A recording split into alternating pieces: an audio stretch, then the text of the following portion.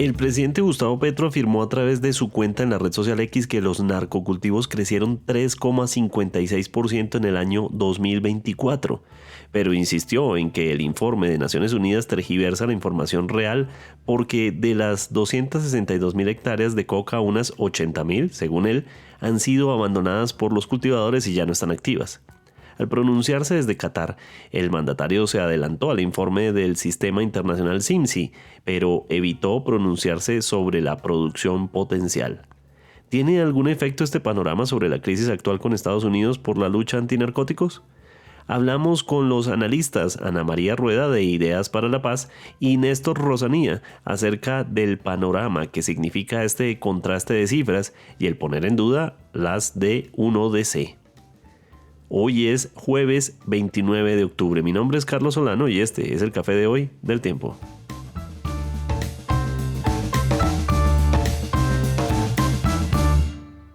El Tiempo es un medio aliado de The Trust Project. Primero, actualización de algunas noticias. No les damos información sobre el huracán Melissa porque a la hora en que usted escuche este episodio probablemente el paso de Melissa por el Caribe sea diferente a lo que le contemos. Sin embargo, a la hora en que se produce este episodio, Melissa llegaría a huracán de categoría 3, considerado extremadamente peligroso en las costas de Cuba. Primero estuvo alrededor de Jamaica, donde alcanzó a estar en la escala Saffir-Simpson de categoría 5. Así lo reportó el IDEAM en ese momento, destacando que esto podría tener influencia en las condiciones atmosféricas y marítimas del Caribe colombiano. Así estuviera en ese momento al sur de Jamaica. Esa es la información al cierre de la jornada de este martes 28 de octubre.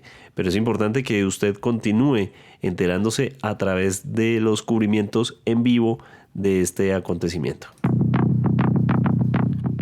En un giro inesperado del caso de Iván Cepeda y del expresidente Álvaro Uribe, la Corte Suprema compulsó copias a la Fiscalía para investigar la suplantación del abogado en la denuncia contra el senador. Por este motivo, inadmitió la denuncia que había contra el senador por los delitos de traición a la patria y financiación ilícita de campañas al considerar que carece de algún sustento. Si bien el denunciante aseguró que el senador Cepeda posiblemente incurrió en esos delitos, el concierto para delinquir, además, y lavado de activos, dichos señalamientos carecen de sustento fáctico y probatorio, pues no se precisaron las circunstancias de tiempo, modo y lugar en que habrían ocurrido estos hechos. Se lee en el auto de inadmisión del despacho de la magistrada Cristina Lombana. Sin embargo, de aquí se desprende el señalamiento de una supuesta suplantación. Al parecer, el abogado Óscar Armando Díaz, quien habría puesto con su nombre la denuncia ante el alto tribunal, fue suplantado.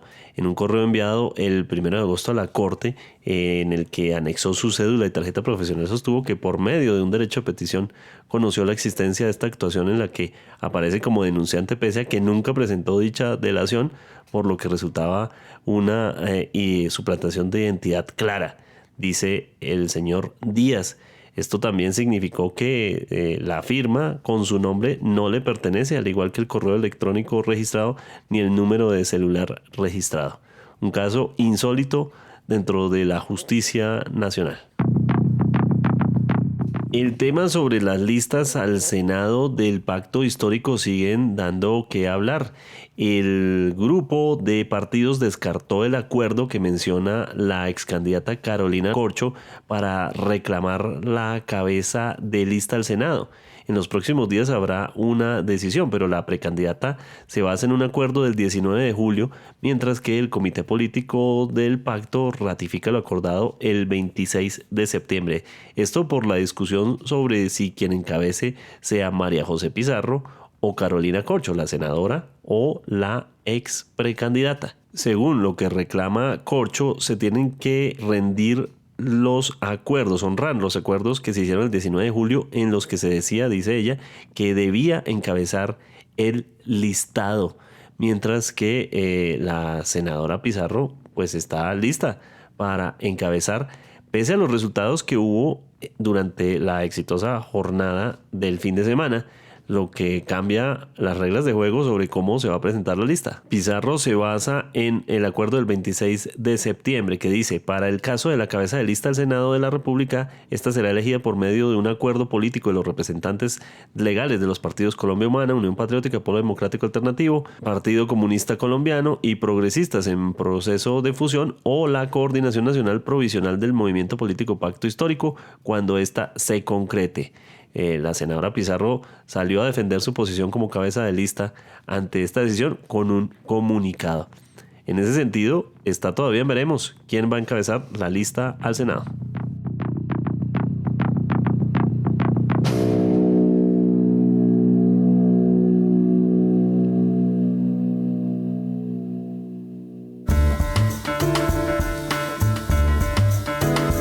El presidente Gustavo Petro hace a través de su cuenta en Twitter una declaración que por lo menos conecta mucho más con lo que se ha hablado en torno a cómo van las hectáreas de cultivos ilícitos en Colombia. Siempre ha habido un choque desde los últimos meses en las cifras que ha reportado Naciones Unidas, y esta vez el presidente Petro reconoce que hubo un aumento en el 2024 del 3% de los cultivos ilícitos. Sin embargo, señala e insiste en que hay serias diferencias sobre cómo se analizan las hectáreas de cultivos abandonados, de cultivos que se encuentran en una transición, en fin. Por eso hemos querido hablar con una voz experta en este tema. Ella es Ana María Rueda, investigadora y analista de política de drogas de la Fundación Ideas para la Paz. Bienvenida, Ana.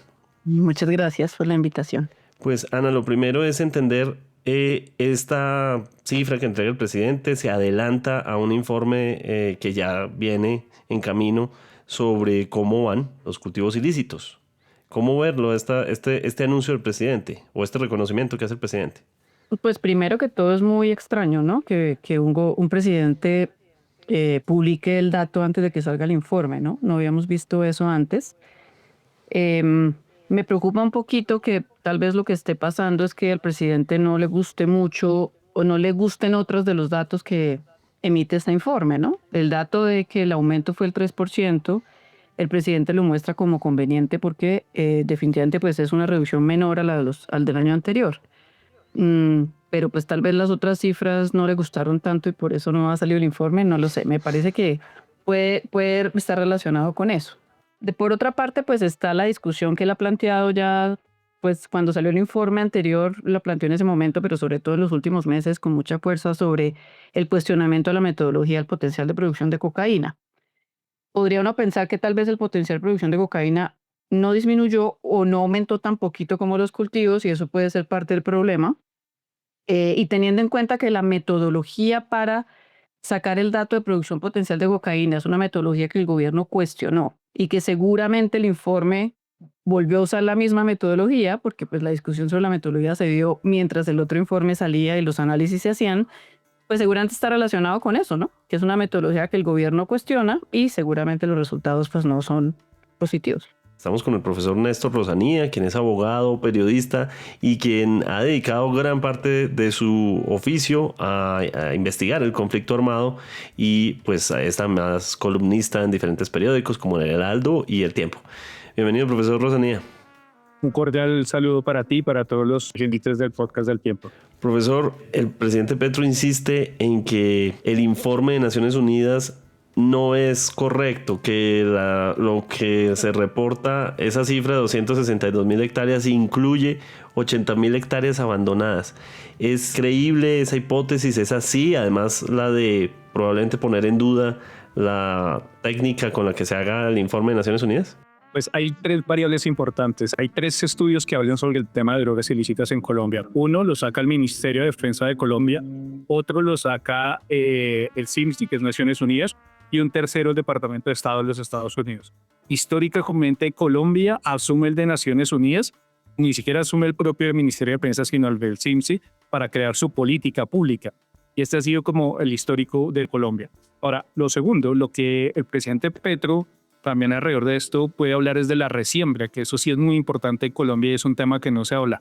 Hay un número que se habla siempre de erradicación, sea forzosa en su momento con glifosato, pero pues las comunidades y nosotros como corresponsales que vamos a las zonas, pues si les erradican o les fumigan 2-3 hectáreas, pues evidentemente el cocalero lo que hace es que resiembra en otras partes y hay un constante volumen. Entonces, la resiembra es un factor importante que no se ha tocado acá.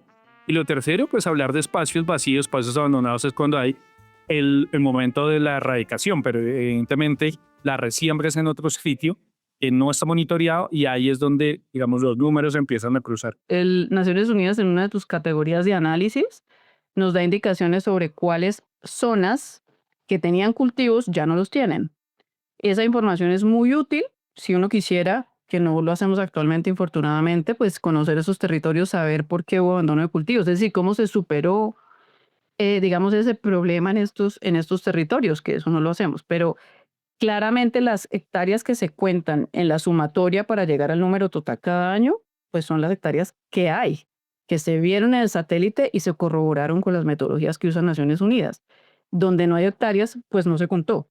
Entonces, no veo cómo, o sea, no entiendo el argumento del presidente, porque esa es una información para diseño de política pública. Esa información no está relacionada con el número de hectáreas. De todos modos, el presidente también ha señalado que ha habido incongruencias en informes, como por ejemplo uno que publicó la revista The Economist, si mal no estoy, que señalaba, digamos, puede ser un problema de visualización estadística, ¿no? De cómo un mapa muestra todo un departamento en color rojo cuando realmente son ciertas zonas. Ha insistido mucho en eso, incluso en alocuciones presidenciales. Sí, pero yo no lo veo, es decir, en los mapas de drogas, de cultivos de coca, lo rojo es donde hay coca y pues depende el mapa que uno esté viendo, pero lo que últimamente ha mostrado Naciones Unidas son las áreas de concentración, que es otra categoría de análisis que Naciones Unidas viene mostrándonos hace unos años para alertar al gobierno sobre el aumento tan importante de la productividad de la hoja de coca, que explica por qué tenemos más producción de cocaína, independientemente si el número que arroja el potencial de producción es el correcto o no en relación con la realidad de cuánta cocaína se produce. La realidad es que la productividad ha aumentado de una forma muy importante y eso es lo que muestran los rojitos. Pero la sumatoria de hectáreas cuenta todo, lo rojo, lo amarillo, todos los colores de las categorías que ha puesto Naciones Unidas, menos las abandonadas, que es un dato aparte, con el fin de darnos una información que puede ser útil para diseño de políticas públicas. Todo esto ocurre en un momento que es una tormenta tremenda, ¿no? Políticamente, regionalmente, con Estados Unidos, con todo el tema de la lista Clinton y seguramente con muchas voces pidiendo que haya salidas diplomáticas en una cosa que en el fondo el eje narrativo es la lucha antidrogas. En ese sentido, ¿cómo se articula esto y podría tener algún efecto en, por lo menos, paliar un poco la crisis que hay? Pues acá hay un tema de contexto. Lo primero es decir que Colombia es el primer productor de cocaína a nivel mundial. El 70% de la cocaína que sale del país sale por la costa pacífica nariñense y caucana, en la frontera con el Ecuador, y tan solo el 30% por Venezuela. Entonces, si fuera un tema técnico de erradicación o de interdicción, el poderío americano debería estar frente a Ecuador y no frente a Venezuela. Entonces uno ahí se da cuenta que no es un tema técnico, sino un tema político. Lo segundo, decir que realmente el problema estructural que hay frente al tema de las drogas ilícitas no solo es el tema del cultivo, que es el eslabón más, digamos, que se ataca, sino que hay un tema que Estados Unidos nunca ha querido abordar, que es el tema del lavado de activos, que realmente ese es el eslabón más importante porque es donde se quedan realmente las ganancias de toda la cadena de las drogas ilícitas. Entonces, ese es un tema que Estados Unidos nunca ha entrado a cuestionar porque sí internamente la pregunta sería, ¿cuál es el banco, cómo se llama el Pablo Escobar de Estados Unidos, el cartel de Cali, Medellín o el Chaco Guzmán gringo? Que tiene que existir porque Estados Unidos es el primer consumidor, y vean este dato tan importante, es el primer consumidor de cocaína, es el primer consumidor de heroína, es el primer consumidor de heroína y es el primer consumidor de drogas sintéticas. Están todos los consumos, pero también están las producciones. Está en la producción de marihuana, es el mayor productor de marihuana a nivel mundial y es el primer productor, y se pelea la cabeza, el primer productor de drogas sintéticas. Entonces, con ese escenario, pues uno lo que ve es que, digamos, atacar a Colombia y en esta guerra y rifirrafe, pues es un tema político, pero no realmente técnico en una lucha técnica contra las drogas ilícitas. Yo creo que el gobierno de Petro ya perdió su oportunidad. O sea, yo creo que las discusiones que se estaban dando antes de la decisión de la desertificación habrían alguna oportunidad para poder explicarle al gobierno norteamericano los matices de los datos de drogas y de coca en Colombia, porque claramente los tienen. Uno no puede medir erradicación, cultivos a lo largo de los años y hacer una cantidad de análisis que pueden mostrar uno de los argumentos del presidente Petro, ¿no? Que es que lo que se necesita claramente es la sustitución, por ejemplo, que es uno de los que él da. Yo creo que no puede mostrar eso con cifras. Es decir, sí hubo oportunidades de explicarle al gobierno de Estados Unidos por qué estamos donde estamos, qué se necesita y hacer, digamos, algunos compromisos, que es lo que el gobierno de Petro intentó hacer. Aún en ese momento había dudas sobre realmente si era el tema de drogas lo que estaba primando o era el relacionamiento del gobierno de Estados Unidos con el de Colombia, las diferencias ideológicas, etcétera. Aún en ese momento, pero había opciones de diálogo. Llega la desertificación, nos hacen la desertificación sin sanciones con la intención de no generar impactos fuertes a la sociedad colombiana y empieza, digamos, esta pelea entre Petro y Trump, donde claramente yo ya no veo espacios, sí de diálogo seguramente en el orden político, pero no pensando, no en cuanto a la política de drogas, porque también hay que entender que en este punto ya al gobierno le queda muy difícil mostrar resultados con cualquier compromiso que asuma y políticamente Petro no va a poder ofrecer al gobierno de Estados Unidos políticas que lo van a deslegitimar frente a su electorado. Entonces yo creo que por ese lado no vamos a tener conversaciones. Y también considero que desde el lado del gobierno de Estados Unidos, en este momento el narcotráfico también es una narrativa. O sea, lo estamos viendo con lo que está pasando en Venezuela. Sí, yo no creo que la intención del gobierno de Trump sea exactamente luchar contra el narcotráfico, ¿no? Sino tenemos más bien una situación distinta. Entonces, tenemos narrativas que manejan los dos gobiernos y yo pienso que nos van a encontrar en el ámbito de drogas. Todo esto viene antes de un informe que se está esperando, es decir, el presidente se adelantó, lo cual es raro que el presidente que el presidente haga ese movimiento de adelantarse a los informes de estas entidades. ¿Cuál podría ser el frente que no se está contemplando y que probablemente vaya a ser crítico en ese informe al cual el presidente le dio digamos, el paso adelante? Sí, yo creo que el presidente da un paso adelante para poder eh, minimizar lo que va a ser ese informe, lo que va a venir y que va a ser como el gran, digamos, el gran argumento que va a tener Estados Unidos en esta cuestionar, digamos, en este rifirrafe político. Ahora, da un paso adelante, pero también con la CELAC ya se han planteado nuevos escenarios de debate de la lucha antidrogas. ¿Y en qué escenario? Y este dato es muy importante. Y cuando comienza el Plan Colombia, en 1998 había 170.000 hectáreas de hoja de coca. Hoy, 2025, hay más de 230.000 hectáreas de hoja de coca. Entonces, lo que vemos acá es que el aumento ha sido gradual, sostenido, del aumento de las drogas, independiente del gobierno de turno, sean de derecha, sean de izquierda, el fenómeno de la coca no ha parado. Ahora, ¿por qué no ha parado? Y tres datos rápidos. ¿Cuánto vale un kilo de cocaína en Colombia? Está fluctuando aproximadamente entre 2.000 a 2.500 dólares, redondeado casi 10 millones en la puerta de un laboratorio. Pero ese mismo kilo de cocaína en las calles de Miami está de 30 a 35.000 dólares. Las calles de Nueva York puede llegar a 45.000. En Europa está sobre 50.000. Y el dato más impresionante, en las calles de Tokio un kilo de cocaína colombiana puede estar entre 100 y 110.000 dólares el kilo, 400 millones. Y piensen esto, un solo semisumergible va cargado con 10.000 kilos de cocaína. Entonces, ante ese volumen son más de 90 millones de dólares por semisumergible, que salen todos los días de la costa pacífica nariñense y caucana. Entonces, ante esto, pues realmente esto es un tema simbólico y de temas políticos, pero el negocio de la cocaína no ha parado de producir un solo día. Aprovecho para hacerte un cuestionamiento frente a las cifras. A ver, las dos más importantes son hectáreas de coca y producción potencial de cocaína. Entonces, estoy segura que la producción potencial de cocaína va a ser el dato que vamos a... Lamentablemente, presidente, lo que está generando con esto es que estemos todos súper pendientes de cuál es el dato de producción potencial de cocaína cuando anteriormente nadie estaba pendiente. O sea, uno puede hablar de cocaína y de la cantidad de hectáreas, pero también eso en el debate público queda en un momento del tiempo, ¿no? El presidente Petro lo está volviendo un tema que creo que le van a poner mucho más atención del que tenía antes. Entonces, ese va a ser el dato que vamos a estar esperando seguramente. Pero ahora, yo el cuestionamiento que hago es, realmente las cifras para qué nos sirven en este momento.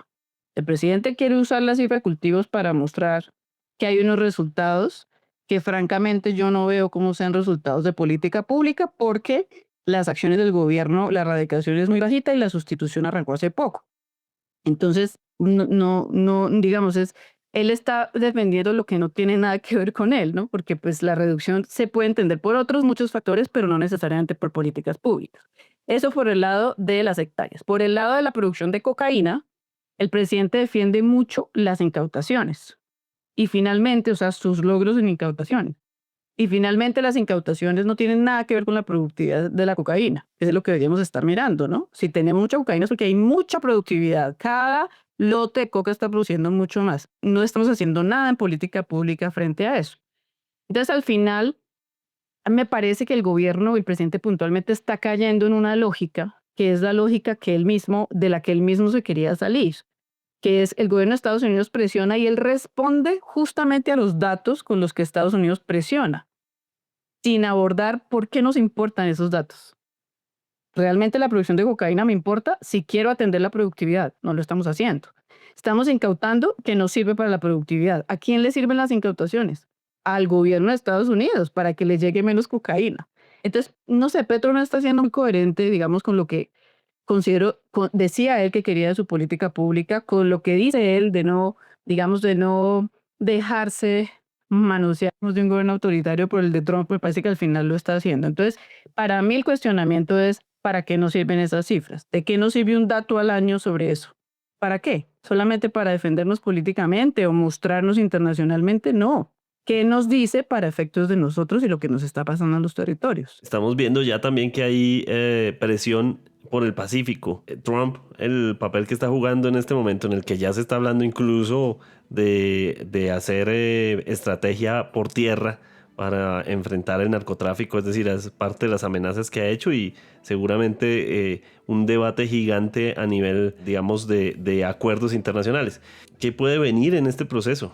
Lo que se proyecta es que habrá una tensión grande, sin lugar a dudas, porque el Pacífico es donde está la gran salida de la cocaína colombiana, pero vean esto, la Armada colombiana y la Armada mexicana llegaron a una conclusión, y es que intentar salir a hacer interdicción en el Pacífico es una batalla perdida, porque un semisumergible en la inmensidad del Pacífico es indetectable. Entonces lo que han dicho es, a través de inteligencia hay que capturarlos en el puerto a la salida o en el puerto a la llegada, y cambiaron la estrategia de interdicción.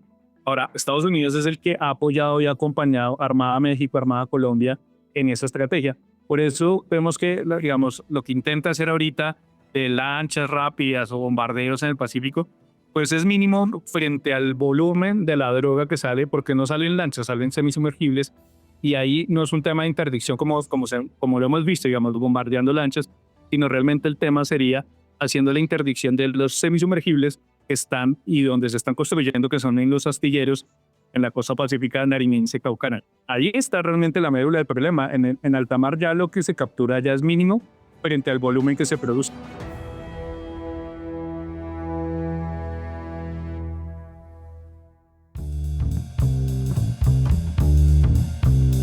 Gracias por acompañarnos en el café de hoy. Suscríbase en todas las plataformas de podcast y en el canal de YouTube de El Tiempo.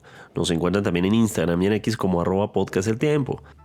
Además, si quieres recibir a través de WhatsApp la notificación de cada nuevo episodio, siga el enlace que se encuentra en la descripción o envíenos un mensaje con la palabra suscripción al teléfono 320-353-27 y haga parte de la comunidad de El Café de Hoy.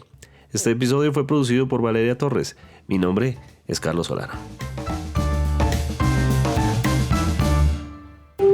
Podcast El Tiempo.